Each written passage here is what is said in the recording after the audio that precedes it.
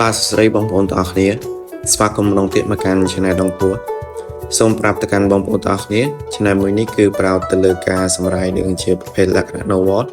ឬយើងហៅថាប្រឡំលោកបែបពីប្រពន្ធនឹងឯងអញ្ចឹងចំពោះបងប្អូនដែលចូលមកថ្មីសូមរំខានជួយចុច Subscribe ហើយនឹងដាក់សញ្ញាកណ្ដឹងអ្នកមួយផងដើម្បីអាចទទួលបាននូវវីដេអូសម្រាយរឿងថ្មីៗបែបនឹងបន្តទៀតតោះឥឡូវនឹងកុំឲ្យខាតពេលយូរយើងចូលទៅកាន់ការសម្រាយសេរីរឿង Novel របស់យើងទាំងអស់គ្នាចំពោះទី608ការបង្កើតក្បួនបំផាត់ហានលីគឺចំនួនចុងក្រោយដែលចុះទៅក្នុងច្រកនោះដោយឃើញថាអ្នករកគ្នានៅជុំវិញគាត់ម្នាក់ចាប់ផ្ដើមលេបថ្នាំការពារអាប់ពុលគាត់មិនអាចញញឹមបានទេដោយសារតែធាតុនៅក្នុងខ្លួនរបស់គាត់ត្រូវបានបន្សុទ្ធដូច្នេះជាតិពុលដែលចូលមកក្នុងខ្លួនរបស់គាត់គឺត្រូវបានកម្ចាត់ចោលត្រឹមតែមួយដង្ហើមប៉ុណ្ណោះនៅពេលនោះពួកគេក៏បានហោះតម្រង់ឆ្ពោះទៅកាន់កណ្ដាលច្រកភ្នំបិសាចកញ្ជ្រោងនោះឆ្លាតណាស់យើងនឹងមានឱកាសតែម្ដងប៉ុណ្ណោះដើម្បីចាប់វាពេលនេះយើងត្រូវតែរកកន្លែងដ៏ធំទូលាយដើម្បីកុំឲ្យវាកិច្ចចេញពីក្បួននៃការបង្កើតបានមានវាលដែលគ្មានភក់នៅពីមុខពួកយើងនឹងមិនចាំបាច់ខ្លាចរត់នៅលើភក់ទៀតទេតាមផែនការរបស់សាច់ច្បងវាហាក់ដូចជាគាត់បានគិតគូរយ៉ាងម៉ត់ចត់អំពីបញ្ហានេះដែលបានដើរតាមសាច់ច្បងវាជាយូរមកហើយអ្នកផ្សេងទៀតនឹងក្រុមមិនមានការជំទាស់អ្វីឡើយចំណែកហានលីគាត់បានទៅតែញញឹមហើយនៅស្ងៀមមួយសន្ទុះក្រោយមកអ្នកទាំង5បានមកដល់វាស្មៅដ៏ខៀវស្រងាត់មួយដែលមានដើមឈើខ្លីៗដុះនៅរាយប៉ាយដោយមិនរងចាំការណែនាំរបស់សាច់ច្បងវាសាច់ច្បងគួយហ៊ាន់និងអ្នកផ្សេងទៀតបានចុះចតនៅលើវានោះដោយពិនិត្យមើលជុំវិញខ្លួនរបស់ពួកគេបន្ទាប់ពីបានពិភាក្សាគ្នាយ៉ាងរហ័សគួយហ៊ាន់បានដើរទៅកណ្ដាលទីវាហើយបានជីកនៅរន្ធតូចមួយបន្ទាប់មកគាត់បានយកអសត់វិញ្ញាណពណ៌លឿងដែលគាត់បានទិញចេញមកដោយប្រុងប្រយ័ត្នហើយកោបវាក្នុងរន្ធដើម្បីឲ្យវាផុសចេញពីដីបន្តិចបន្ទាប់មកគាត់បានប្រោះដីទៅលើវាបន្តិចដើម្បីឲ្យវាកាន់តែដូចរបស់ដែលដុះឡើងពីធម្មជាតិរពេចនោះក្លិនថ្នាំដូសទន់ក៏ចាប់ផ្ដើមផ្សាយភាយជុំវិញបរិវេណទាំងមូលជាការប្រសើរណាស់វានឹងបានសម្រេចសក្តិជោវិញ្ញាណប្រពប្រមានចំមកវាងវៃណាស់បើទោះបីជាអសត់វិញ្ញាណពណ៌លឿងត្រូវបានកប់3 feet ក៏ដោយសក្តិជោប្រពប្រប្រកាសជាធំខិនវាជាមិនខានគួយហ៊ន់ក្រោកឈរឡើងហើយដកដៃចេញយ៉ាងពេញចិត្តបន្ទាប់មកគាត់នឹកឃើញអ្វីមួយហើយដកយកទង់ពណ៌សចេញមកត្រូវហើយសាប់អូនយកវាទៅវាជាទង់ក្បួននៃការបង្កើតបំផាត់ហាលីងុកបាទហើយទទួលយកនៅទង់តូចមួយនេះទៅស្ងប់ស្ងាត់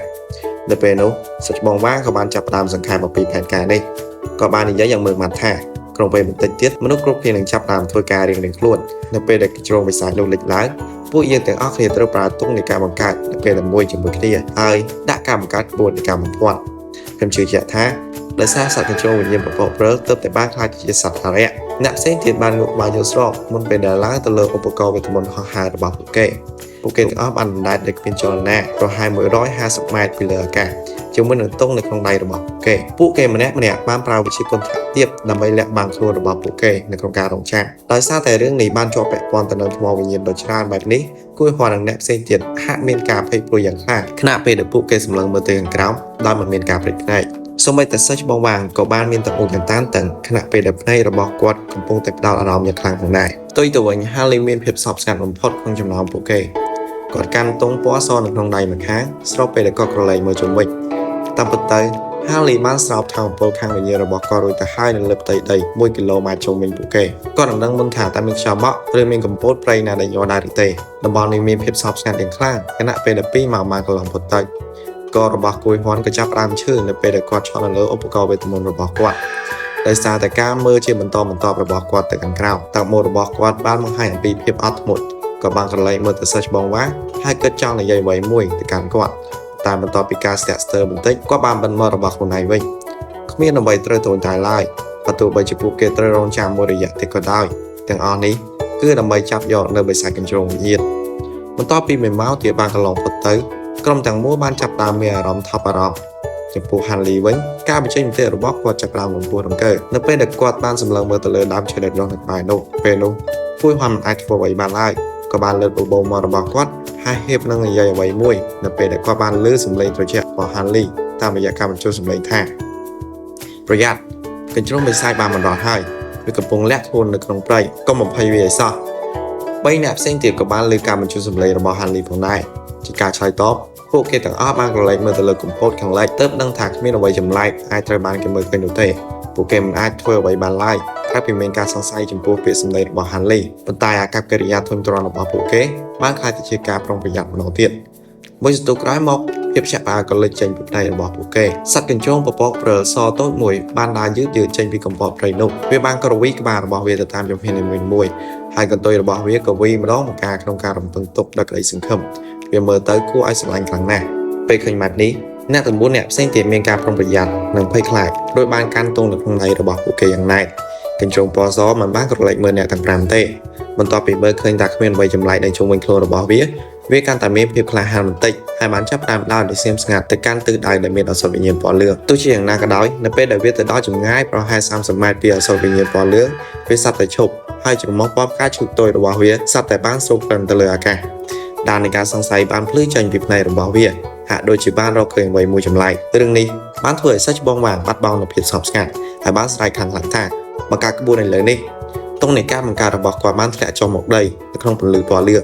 នៅពេលដែល Harley និងអ្នកផ្សេងទៀតបានលើដូច្នេះពួកគេបានបោះទង់នៃការបង្កើតដោយវិស្វករស្ទើរពន្លឺ5ពណ៌ផ្សេងគ្នាបានចាប់តាមភ្លឺចេញពីទង់ភ្លាមហើយវាប៉ះទៅនឹងដីទីវារធំនៃអាពណ៌លឿងត្រូវបានរត់បាំងដោយក្បួនបំភាន់គ្រប់ទិសទីការបង្កើតក្បួនបំភាន់ទាំង5គឺត្រូវបានធ្វើឡើងរួចរាល់ជាចុងក្រោយពេលដែលសត្វកញ្ជងពពកព្រើលបានឃើញរឿងនេះវាដឹងដោយប្រកាសថាវាបានជាប់នៅក្នុងក្បួនហើយភ្លាមនោះវាបានបញ្ចេញសម្លេងស្រែកធ្ងន់ជាច្រើនដងហើយបានប្រែទៅជាព្រើលពណ៌សខណៈពេលដែលវាបានបាញ់ចូលក្នុងអាប់ពណ៌លឿងក្នុងការប៉ុនប៉ងរត់ខ្លួនក្រុមអ្នកវឹកហាត់ធូរចិត្តបន្តិចពេលឃើញម៉ាត់នេះប៉ុន្តែពួកគេមិនទាន់ធូរស្រាលទាំងសងនៅឡើយការបង្កើតក្បួនបំភាន់គ្រាន់តែជាការផ្លាស់ប្ដូរទិសដៅរបស់កញ្ជងពណ៌សប៉ុណ្ណោះដូច្នេះវាបានប្រែទៅជារង្វង់ហើយគុំវានៅក្នុងនោះប្រកាសណាស់អ្នកវឹកហាត់ចង់ឲ្យសត្វនេះអស់កម្លាំងជាមុនសិនមុននឹងចាប់យកវាបានមនុស្សមួយក្រុមបានញញឹមហាក់ដូចជាប្រតិបត្តិការនេះបានជោគជ័យបន្ទាប់ពីកញ្ជងតូចរត់ជុំវិញនៅក្នុងអាពណ៌លឿងនោះសត្វតែវាមានសភាពព្រើលជាច្រើនដងមុនពេលដែលវាដួលទៅលើដីវាឡើងក្រោកឈររួចទៅហើយឥឡូវនេះពេលអ្នកផ្សេងទៀតបានឃើញបែបនេះពួកគេមិនអាចធ្វើឲ្យបានឡើយតែមានអារម្មណ៍ភ័យខ្លាចហើយសម្លឹងមើលគ្នាទាំងស្រងាក់ចិត្តមុខរបស់សាច់ច្បងវ៉ាមានភាពស្ងល់ស្ងាត់បន្ទាប់មកគាត់និយាយដោយសប្បុរសថាកុំដល់ឡើងការរត់បន្តនេះអីយើងនឹងបន្តរក្សាវាតទៅទៀតសាប់ប៉ុនម៉ាចុះទៅមើលថាតើវាមានអ្វីកើតឡើងតាមពិតទៅការបង្កើតក្បួនបំភាន់មួយនេះគឺត្រឹមតែអាចចាប់វាបានតែมันមិនក៏គួរថាដល់វាទេពីធម្មជាតិដ៏ឆ្លាតវៃរបស់សត្វកញ្ជងវាទំនងជាធ្វើពុតស្លាប់ហើយអ្នកផ្សេងទៀតបានធូរចិត្តយ៉ាងខ្លាំងនៅពេលដែលឮគាត់និយាយបែបនេះបន្ទាប់មកយុវជនដែលមាននាមតកលមកបានចុះទៅលើដីហើយមិននិយាយអ្វី Harley ញញឹមតិចនៅពេលដែលគាត់ឃើញបែបនេះខណៈដែលគាត់បានបង្ហាញនូវស្នាមញញឹមដ៏អាតក្បាលតែឡើងមានថា Harley ក៏បានដឹងនៅរឿងអ្វីមួយសត្វច្បងខ្លីនិងរឹងពឹងគឺលឿនណាស់មួយសន្ទុះក្រោយមកក៏បានចូលក្នុងអាប់ពណ៌លឿងហើយនៅមិនឆ្ងាយពីកញ្ជងនោះត្រឹមតែប្រមាណជំហានប៉ុណ្ណោះ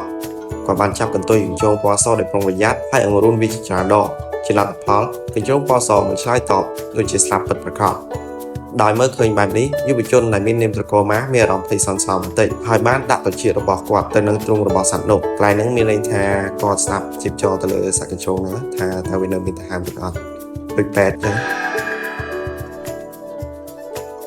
មួយសន្ទុះក្រោយមកសាច់ច្បងម៉ាបានស្រែកឡើងក្នុងអាប់ថ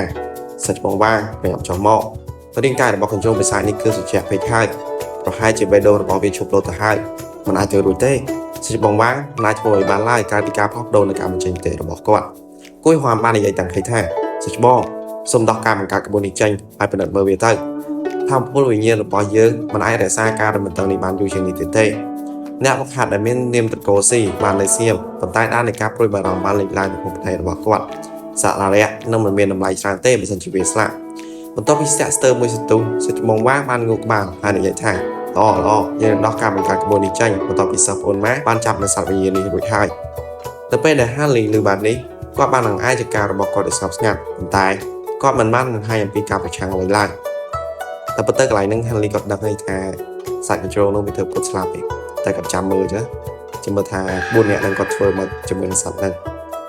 ដូចមើលកលេង account ចឹងត្រពេចនោះអ្នកបង្ហាត់បានចាប់ផ្ដើមនិយាយពាក្យមួយចំនួនហើយចង្អុលទៅលើដីបណ្ដាឲ្យទងចំនួន4ត្រូវបានបាញ់ក្នុងដៃរបស់ពួកគេវិញជាបណ្ដាភ្លាមនោះអាប់ពណ៌លឿងបានរលាយបាត់យុវជនខ្លីនឹងរឹងរូបបានដាក់ម្រាមដៃរបស់គាត់នៅលើច្រមុះរបស់សត្វបិសាចតូចនេះហាក់ដូចជាគាត់កំពុងសាកល្បងអ្វីមួយអ្នកទាំង3ចុះមកក្រោមទៅទឹកមុខស្រពោនទោះជាយ៉ាងណាក៏ដោយ Harley នៅឈរនៅទីតាំងដើមរបស់គាត់ខណៈដែលគាត់បានក្រឡេកមើលកញ្ជងពណ៌សនៅខាងក្រោមទឹកមុខរបស់គាត់បានបង្ហាញអំពីភាពចម្លែកបន្តិច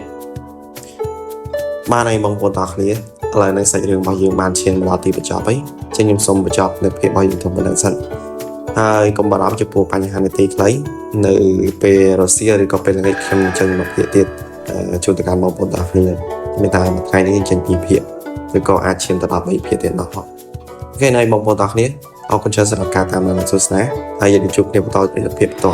សូមកុំភ្លេចធ្វើការចុច Subscribe បើសិនជាបងប្អូនជាអ្នកដែលមកថ្មីហើយនឹងដាក់សញ្ញាកណ្ដឹងអ្នកវិញផងអរគុណបងប្អូនទាំងគ្នាសម្រាប់ការតាមដានទស្សនា